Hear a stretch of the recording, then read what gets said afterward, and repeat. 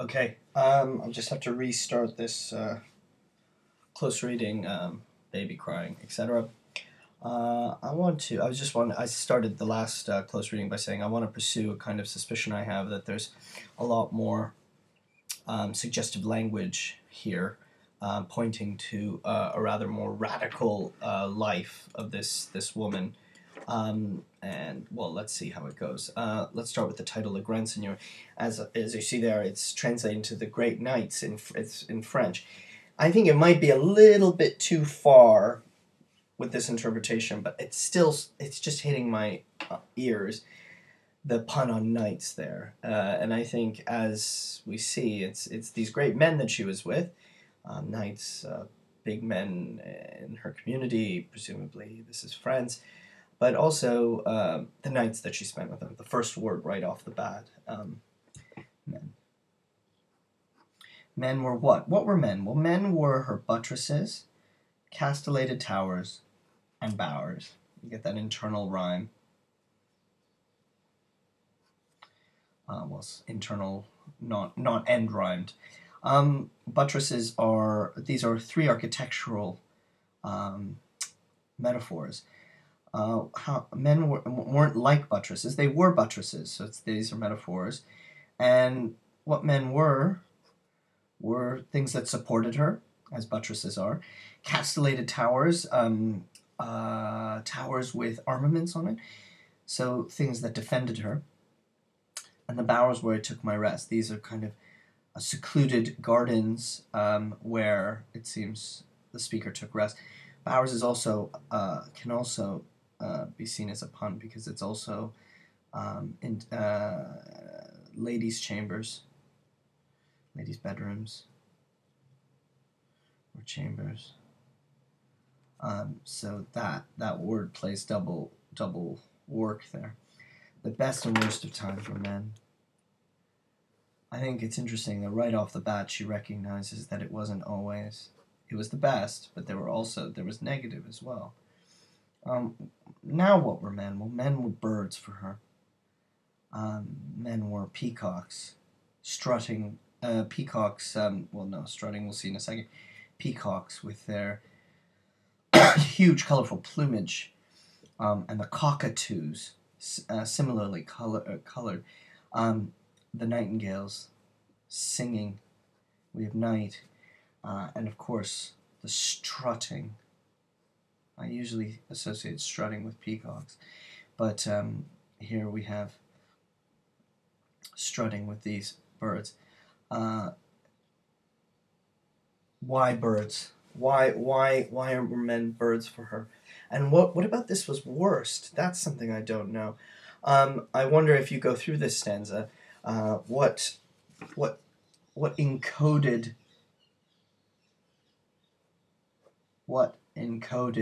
sexual language is here. I wonder if you thought about these birds, or if you thought about words that are strung throughout, the images strung throughout, and thought about men. I wonder, is the speaker here saying even more than what she's saying explicitly? In the next stanza, she moves to animals. Men were my dolphins, my performing seals, not just seals. This one interests me because they did things for her. They made her entertained. In addition, they were her sailing ships, the ballast in my hull. This one interests me. How might a man be like a ship for them? Did men provide travel? Further, ballast is a weight in the bottom of the ship that gives stability. How might men have provided weight or stability?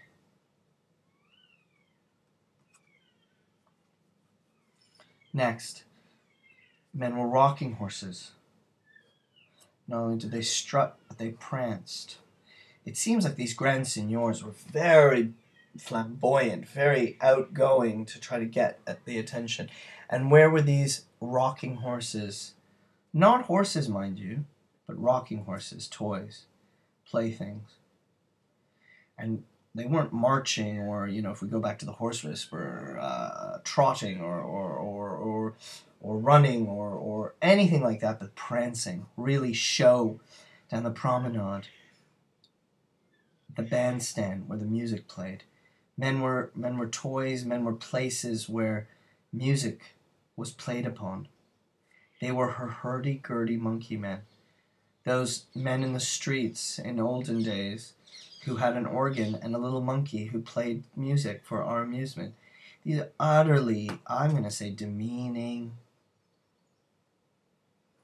images.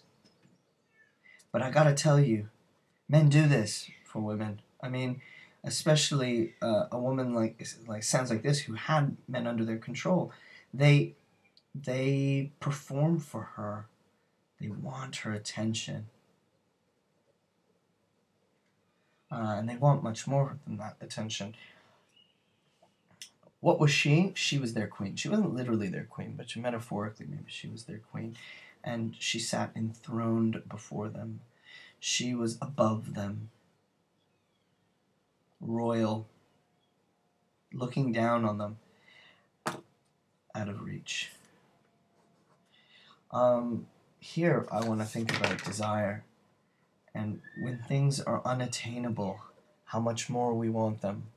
When you can have something, you tend not to desire it anymore. But she kept herself out of reach so that these men remained beholden to her. We played a courtly love. They played the game. They played roles. This is like role playing.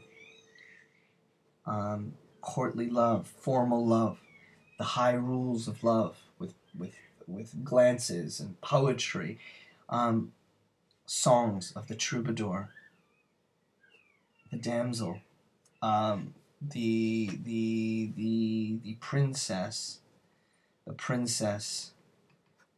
who needs saving. The peach. What is this peach all about? I have no idea. And what could you do with that peach? These first three stanzas, I would argue, are not only energetic, witty, and funny, but they seem to me to have encoded in them a great deal of sexual language and suggestion. This is the point when the poem changes completely.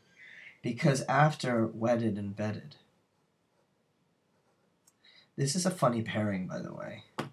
The suggestion is to say that either she remained unbedded and out of reach and was able to play these games for that, or that the combo of wedded and bedded came. I mean, that's ambiguous to me, and I think, again, is part of the play of this character speaking. I became, yes, overnight. This parenthetical reference, this dramatic. It reminds me of Browning, as we'll see later. It's like, yeah, I know. Can you believe it? It's also ahead of what we're told. But she did become, yes, overnight, a few things. She becomes a toy, like the rocking horse. She becomes a plaything, like these birds and animals. A performing seal. A little woman. Whereas before, she was big. Before, she was big. She was a queen, out of reach. She played a courtly love. Now it seems that she's played. And then that worse of words, wife.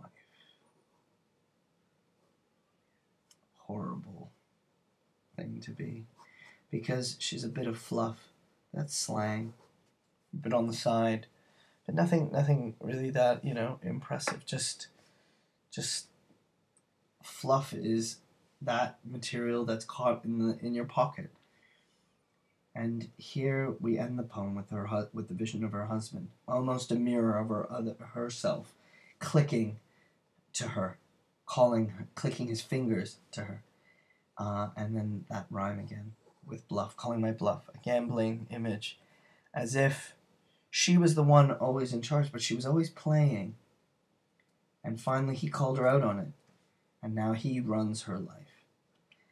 That's the basic reading of this poem. I think, were you to go back through it, I think there's a lot more you could do with the images and the feelings that the speaker gives us. And it would be funny to think, worthwhile thinking about Dorothy Malloy and what was she trying to give us a sense of with this person, and why the bluff? Did she always know that she wasn't very strong, that she was always playing? That seems sad to me. And is there any hope now of her getting that power back? Or is it simply a voice reminiscing and nostalgically yearning for the past, lamenting its loss?